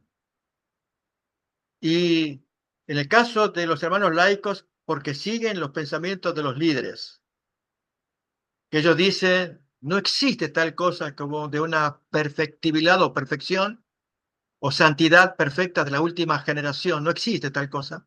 Entonces, arrastran a la gente a una situación donde, de una impotencia eventual, en que Dios va a exigir de su pueblo que hagan cosas y pueden verse perdidos. Una de ellas, estábamos estudiando con los hermanos hace unos días atrás, aquí con los americanos, la diferencia entre la gran tribulación de Daniel 12:1 y aquella otra del tiempo medieval de Mateo 24:21, ¿no? Dos tribulaciones se mencionan así, como no hubo nunca en la tierra, pero ¿cuál es la diferencia entre uno y otro? ¿No? Y la de Mateo 24:21 habla del tiempo medieval. Tremenda tribulación. Pero la de Daniel 12:1 es otra diferente tribulación que nunca nadie la vivió y tiene que ver con el tiempo de angustia. Mientras que será doble tribulación para los pecadores porque les caen las plagas encima. Pero para los santos que ya no tienen intercesión, tener que vivir solamente por fe con una conciencia que les acusa, como pasó con Jesús en el Getsemaní, que chorreaba sangre en su frente por la tensión que él tenía en su cabeza ante las malas palabras o influencias de Satanás. diciéndole que era inválido, inútil todo el sacrificio, que nadie creería en él. Los discípulos lo abandonarían, en fin, daba todo negro, negro, negro. Y Jesús luchando en su conciencia para mantenerse fiel y firme, y especialmente en su decisión de que se haga la voluntad del Padre. O sea, es para imaginarlo. La hermana Juárez también trae linda descripción acerca de esos momentos, por lo cual él sufrió gran tribulación. En el caso de los días finales, lo mismo. El tiempo de angustia de Jacob, también se le llama así. Pero si hoy los hermanos están negando la doctrina de la teología de la última generación, cuando llegue ese tiempo de tribulación no la van a hacer. Justamente porque no han asumido hoy que necesitamos entender claramente ese texto de Primera de Juan 3:9, que el que ha nacido de Dios tiene una simiente que le impide pecar. Y yo cometo pecado. Por supuesto, somos débiles, somos de carne, pero para eso está la lucha. Ponernos una meta alta, pelear por esa meta, Amén. defender ese concepto y así ir subiendo como quien va subiendo una escalera, arrastrándose hasta que a ver si agarra la parte final allí. Porque cuando cierre la gracia, se acabó. Hoy es la esperanza de ese texto para que, primero, creyendo que hemos nacido de nuevo, segundo, que la simiente de Dios, que es Jesús, mora en nosotros y que Él le hace frente a Satanás para que no pequemos. Y si alguien se ufana de eso, como es la acusación que suele haber contra esta doctrina, ustedes son orgullosos, creen en la salvación por obras, tenemos que mantenernos humildes y solamente la salvación de Cristo es la que se nos va a imputar, no la nuestra por habernos esforzado, justicias inmundas, como dice Isaías 64:6. Entonces, cuando se malinterpreta ese texto, cuando llegue el momento de la gran tribulación, yo insisto, no la van a poder hacer, porque se requiere acá haber aceptado este concepto para pelear esta gran batalla. Entonces, como consecuencia de ello, se nota en muchos hermanos una comodidad laodicense, una tibieza. Hay adentro en el corazón, no hay una lucha. Y aparecen luego rasgos carnales, la envidia, los celos, la maledicencia, ¿sí? Que hace que empecemos a sospechar del compañero, a hablar mal del otro. Situaciones así carnales. Y se cumple entonces lo que el ángel dijo de aquella visión de 1901, que la incredulidad, la rebelión, la carnalidad hacen que permanezcamos por muchos más años. ¿Ok? La gente que está en esa onda. Pero ¿qué pasa con los otros que captaron el mensaje? Ellos tienen que mantenerse firmes porque eventualmente tendrán que tomar calor de la frialdad, tomar valor de la cobardía. Entonces, que esto se difunda. Yo pienso en nuestros hermanos, lógicamente, como dije, me apena, solamente queda orar mucho, porque eso es algo que sí Dios pide, eso está en Maranata el 20 de agosto, que aún estando vestidos del sábado, pero no estamos vestidos del santuario, hay una cita que dice que si no oramos por los pecados ajenos ni por los propios, aún sabiendo el tema de sábado domingo, no recibiremos el sello. Eso implica orar por los pecados ajenos y por los propios, ¿no? Ahí está la cita, quizá yo la voy a leer en voz alta, que dice, nótese esto con cuidado, los que reciban la marca pura de la verdad desarrollada en ellos por el poder del Espíritu Santo y representado por el sello del hombre vestido de lino, son los que gimen y claman a causa de todas las abominaciones que se hacen en la iglesia. Los que no sienten pesar por su propia decadencia espiritual, ni lloran por los pecados ajenos, quedarán sin el sello de Dios. No todos los que profesan observar el sábado serán sellados. Aún entre los que enseñan la verdad a otros hay muchos que no recibirán el sello de Dios en sus frentes. Tuvieron la luz de la verdad, conocieron la voluntad de su maestro, comprendieron todo punto de nuestra fe, pero no hicieron las obras correspondientes. Los que conocieron tan bien la profecía y los tesoros de la sabiduría debieron haber actuado de acuerdo con esa fe. Amén. Y una de ellas es la oración, la intercesión. no la crítica, que es algo que debemos discernir, ¿no? Cuando uno comienza a juzgar y criticar eh, que estos pastores, que estos líderes, la hipocresía, o sea, no, hagan lo que hagan y vengan quienes vengan a esa reunión, hablando del Congreso Mundial. Mi misión es orar. Eso es lo que Dios quiere ver de mí. Ahora, ¿qué pasa con ellos? Si va a haber sinceridad o no, no me cabe a mí decirlo, sino que Dios lo diga. Ok, ustedes no son sinceros, son unos hipócritas, ustedes ni siquiera vieron esa experiencia de 1901. Yo sé cómo voy a sacudirlos a todos ustedes. Eso es de Dios. Dios me dirá a mí, no te pongas después, haz tu parte, que es orar, orar. Yo quiero verte que estés arrodillado orando por ellos. Entonces, cuando tus palabras intercedan, Jesús las oye, y yo cuando tenga que actuar contra esa gente, yo sé lo que voy a hacer y lo van a pagar. Y eventualmente se los voy a decir. Hubo gente que oró por ustedes. Y ahí tengo el caso de fulanito, menganito, sultanito. Y ahí están todos aquellos que han orado. Tal como decía la cita de la hermana White. Aquellos que eh, oran por lloran por la decadencia ajena y por la propia. Ellos sí. Sí. Ezequiel 9. Eso es el texto ahí que están, gimen y claman a causa de lo que ocurre alrededor. Es lo que yo quisiera sugerir, ¿no? Entonces, de esto que se viene, eh, no sé, puede ser que haya una sorpresa, yo deseo que sí, puede ser que no, pero sí creo en la cita esta de testimonio para los ministros, que Dios va a tomar el control y va a usar gente humilde, dice, por medios contrarios a la razón, contrarios a cómo venía la secuencia, medios sencillos, humildes, o sea, los hermanos laicos. Para eso sí quiero, o sea, así como la jefatura se fortalece a través de sus sesiones, sus encuentros, sus mítines entre ellos, reuniones, en fin, eso es la jefatura. De este lado de la jefatura, que es el laicado, ustedes y yo, nos fortalecemos en nuestra parte. En el caso tuyo, con los puestos de avanzado. Seguir fortaleciendo en medio de sacudones como la experiencia que ustedes tuvieron eh, semanas atrás, ¿no? En mi caso, pues con mi hijo, llevar adelante el ministerio, porque esto es lo que nos queremos dedicar, en medio de algunas adversidades externas y materiales. Más o menos va por esa línea, lo nuestro, ¿no?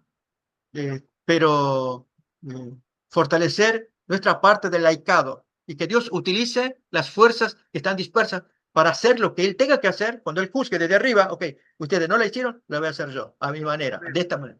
Amén. Pastor, ¿está en tus planes todavía venirte a España? Pregunto.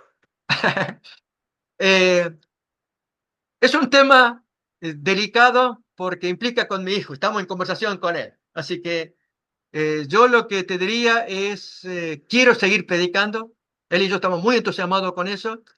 Y yo te voy a responder más ciertamente cuando vea más luz. Estoy viendo la mitad de la luz, yo te contesto. La mitad de la luz es la ayuda del amigo que sí, este amigo me quiere ayudar, aunque él tiene su problema personal. Pero yo necesito la otra mitad y tiene que ver con mi hijo también, o sea, dinero para que... Así que esa otra parte está en estudio, está en visión. Pero te cuento, ayer apareció un video. Con el AI están creando cualquier cosa. Alguien me lo manda y dice, Trump está huyendo del país, está viendo cómo escapa del país, porque un general no sé qué desató, no sé qué cosa. El video te habla de eso. Oh, y otra vez. Entonces, y hay muchos hermanitos que dicen, ok, por fin termina esta calamidad de Estados Unidos, cambiarán de presidente, pondrán otro, y cosas por el estilo. Sueños, el sueño americano en este caso. Pero honestamente, la información es tan dispersa, tan confusa de un bando y del otro, de lo que está pasando, que si este señor sigue así adelante, nosotros veremos qué hacemos, porque yo sí quiero llevar adelante la evangelización. Eso es nuestro plan. Así que esa es la respuesta momentánea que te puedo dar. Amén, Nomás, amén, Gerardo. hermano. Que el Señor Sí. nos bendiga, hermano, y que el Señor te bendiga a ti, a tu hijo y a tu ministerio. Gracias, gracias. ¿Sí? ¿Qué impresiones te da, Gustavo, el tema del nuevo Papa, León XIV? Muy interesante. Comento lo siguiente. Todavía no ha mostrado las garras, ¿no es cierto? Que algunos esperan demostrar, exacto, también, ¿no? que algunos esperan que ya aparezca. Pero hay síntomas que sí son muy claros que debemos tenerlo. Y es el énfasis que Apocalipsis 13 le pone a la bestia. 4 veces aparece la palabra autoridad. Ojalá apareciera, o aparentemente apareció, en el Papa Juan Pablo I, por lo cual aparentemente fue quitado del mundo.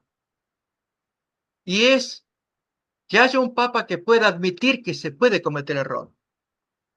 Todos los papas. Y con este, más todavía, siguiendo la línea de León XIII, el tema de la autoridad.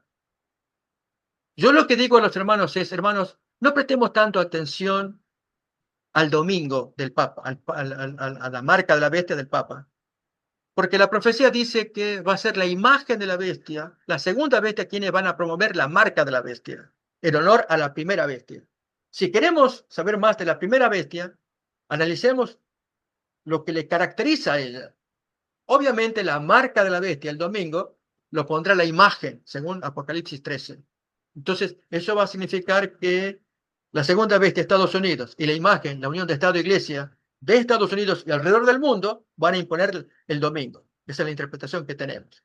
Pero en cuanto a la bestia, en este caso, encarnada por León XIV, el concepto de autoridad. Eso sí aparece en Apocalipsis capítulo 13, dije 4 veces. Y esta autoridad petrina, donde los hermanos tenemos que dominar bien cómo pelear ese concepto de el diálogo entre Jesús y Pedro.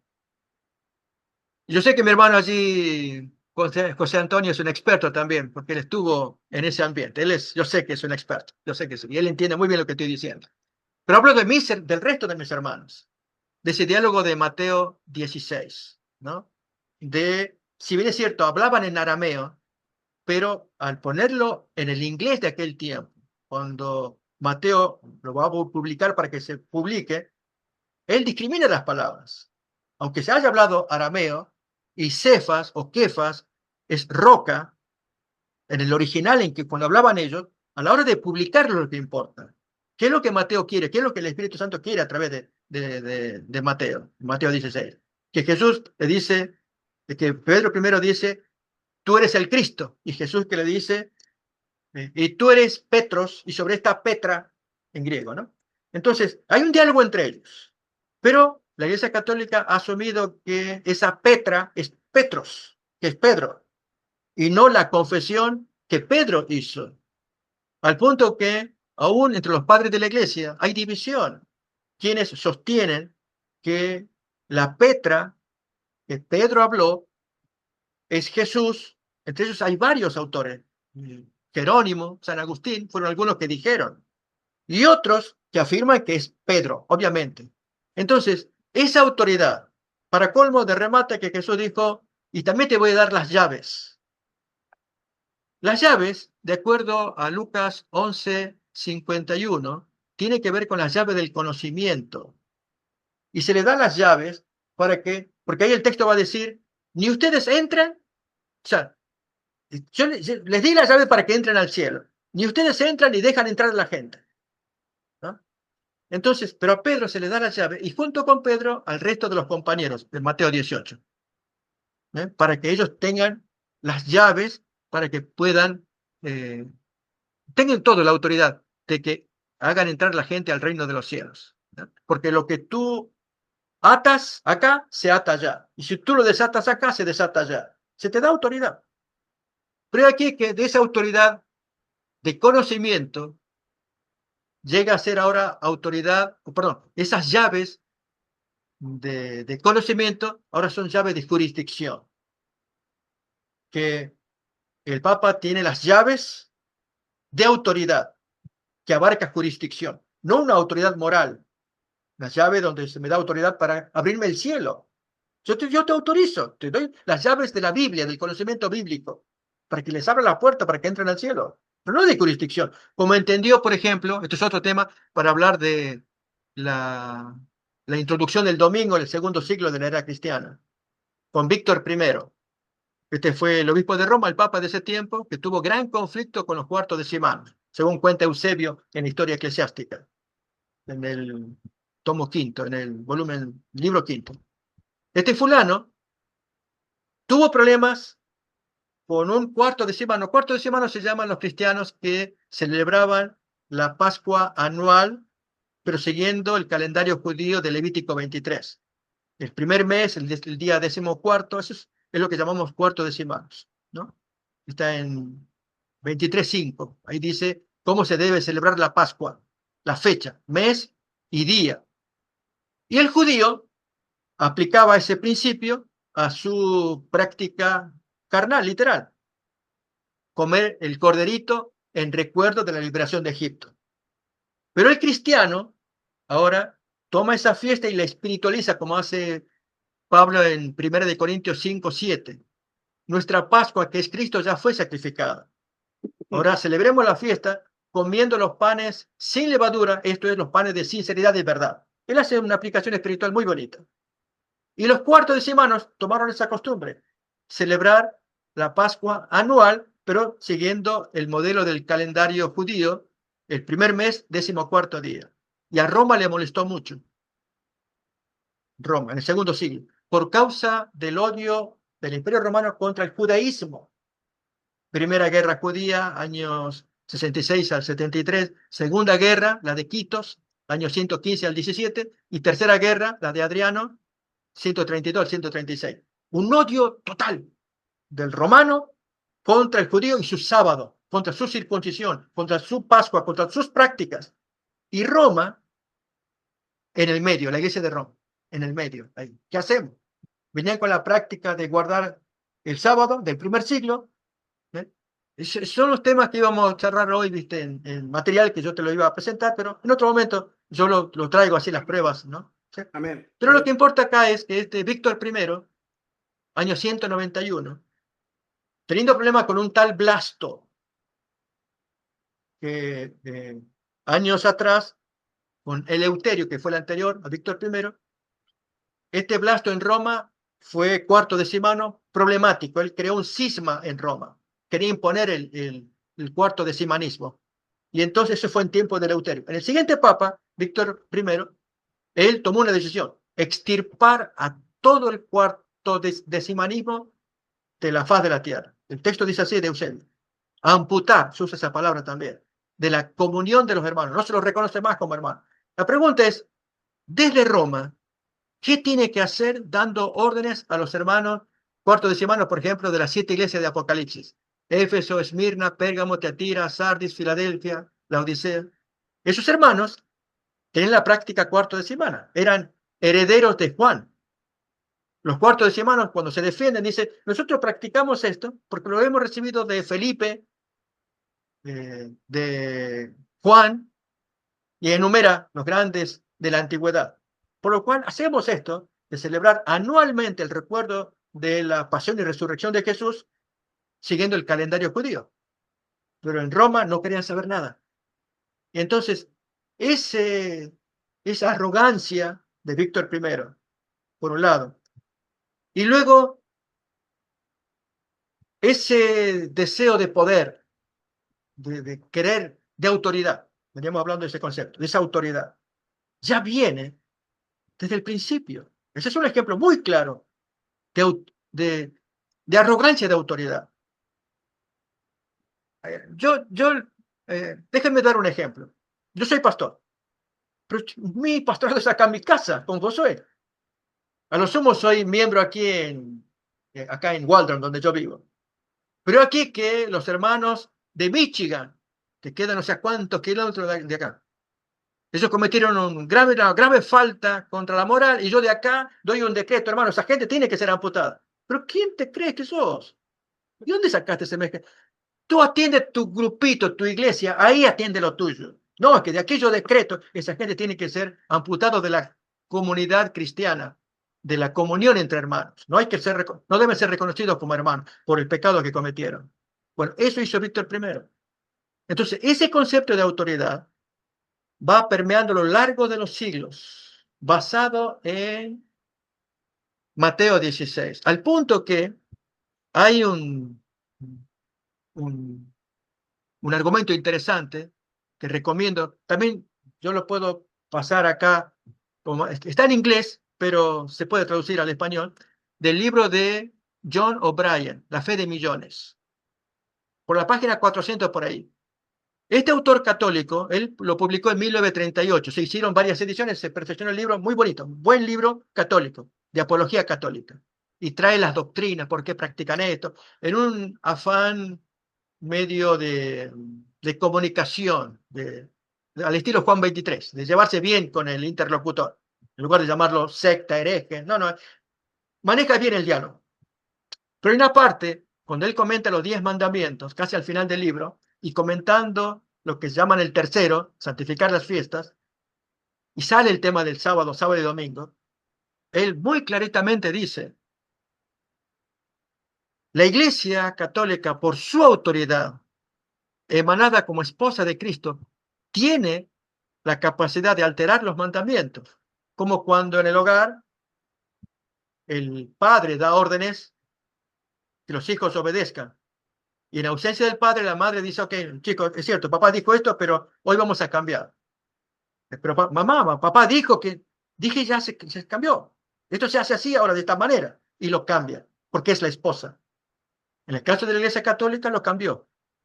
Cambió el sábado bíblico por el domingo, por circunstancias que ellos quieren imponer. Pero ahí hay una parte de O'Brien que dice, y es bien provocativo al evangélico, los evangélicos que siguen guardando el domingo, cuya única base es la autoridad de la Iglesia Católica, el domingo, pero siguen guardando el domingo, habiéndose separado de la Iglesia Madre, son equivalentes a ese joven renegado que huye de la casa, pero lleva la foto de su madre en el bolsillo. Un niño renegado que no aguanta a su mamá, se va de la casa, pero lleva la foto en el bolsillo. ¿Por qué? Si estás renegado y estás mal con tu madre, no quieres saber más. Yo no quiero saber más. Ok, llevas la foto, entonces sí estás ligado con ella. Incluso él agrega, O'Brien, o lleva un mechón de su cabello en el bolsillo también. Es un recuerdo, esto es un recuerdo de mi mamá. Entonces, si es recuerdo, ¿por qué te saliste? Vuélvete a la casa. Todavía estás joven. No, yo ya quiero ser independiente. Ya no quiero vivir más como viví con mi madre. La guarda del sábado es muy importante para entender por qué Dios enfatiza ahora los mandamientos, los 10 mandamientos, el sábado incluido, en un tiempo de absoluta relajación como tenemos ahora, y por qué llega a ser la marca de Satanás, que la Iglesia Católica lo promovió durante siglos, desde el segundo siglo en adelante.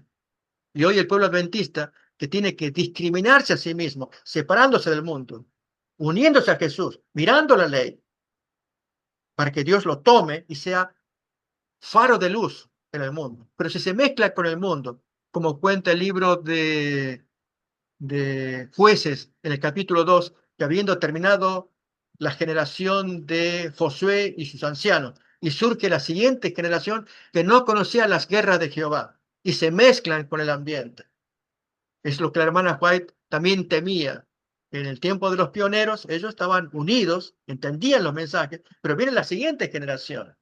Y cuando se unen, como está ocurriendo actualmente, no logran ver para enfrentar las grandes batallas, la gran batalla que nos espera en un tiempo cercano. Así que mi exhortación es solamente mantenernos en oración, vigilantes, revivar el fuego en nuestro corazón, exhortarnos mutuamente, mantener reuniones, especialmente que haya investigaciones. En el caso mío, el tema del sábado domingo me fascina, compartir información de modo que sea útil cuando tengamos que presentarnos, decir, no, acerca del domingo, mira, esta es la historia real, están las pruebas. Fíjate lo que dijo tal padre de la iglesia, que San Ignacio, el pseudo Bernabé es uno, San Justino Mártir es otro, la Didache es otro, documentos. Entonces yo los presento ahí, uno también y sepa qué documento es, pero a la hora de la verdad, las pruebas, ya que no lo encuentras en la Biblia, te voy a decir dónde las puedes encontrar. Mira lo que aparece acá. Esto es lo que tú crees, es palabra de hombre. Todo es palabra de hombre. Pero si tú no haces caso a la palabra de Dios, esto se paga caro. Amén, amén, Quiero amén. que, que tengamos una oración, ¿sí? ¿Cómo no? Claro que sí, De hermano. despedir, ¿eh? Oremos. Oremos. Querido Padre que estás en el cielo, queremos darte gracias por este encuentro que nos diste para estar juntos estudiando la palabra de Dios. Gracias, Señor, porque pones alimento de la palabra de Dios en nuestros corazones. Pero rogamos ahora que nos des el fuego, el poder del Espíritu Santo en el alma, para que hagamos tu voluntad. Amén. Perdona nuestros pecados. Lávanos, Señor, en la sangre de Cristo. Bendice a mi querido hermano Gerardo, a José Antonio, a Ivette. Te pedimos que los guardes como líderes de su grupo y asimismo que bendigas a los hermanos que estuvieron conectados con ellos para que puedan discernir los tiempos que estamos viviendo, para que no imitemos la conducta de Simón el Mago, que aún habiéndose bautizado y acompañado a Felipe y extasiado viendo los milagros de Dios, no obstante su corazón todavía no estaba rendido al poder del Espíritu. Bendíceme a mí también acá con mi hijo Josué, para que llevemos adelante este ministerio, y a los hermanos con quienes tengamos que conectarnos de una u otra manera. Amén. Oh Dios, entregamos el corazón, queremos que se cumpla en nosotros aquello que Elena White vio en visión. Esto pudo haber sido en aquel congreso de 1901. Oh Señor, pedimos tu gracia, tu misericordia, el perdón por nuestros pecados y la infusión del Espíritu Santo. Y lo agradecemos en el nombre de Jesús. Amén. Amén. Amén. Amén. Muchísimas gracias, hermano pastor. Que el Señor te bendiga. Muchas gracias. Igualmente. A Esperamos ustedes tres. que podamos tener más seguido estos encuentros, si es posible. Nos encantaría mucho, hermano. Nos gustaría mucho y Sí. que pudieras compartir todo lo que tú quieras compartir con nosotros. Nosotros lo publicaremos en nuestro canal y en los lugares que podamos. Sí, Nos gusta me interesa mucho, ¿vale? también. Así es. Hermano, Y seguiremos en contacto. fuerte abrazo en Cristo. Feliz sábado. Fuerte abrazo. Amén. Feliz sábado. Igualmente. Saludos a Gracias. Josué y a toda la familia. Gracias. Bendiciones, hermanito. Que el Señor te bendiga Gracias. grandemente. Que tengas un muy lindo sábado y saludo a la iglesia y se va para allá. Sí, gracias. Bendiciones. Amén. Adiós. Adiós.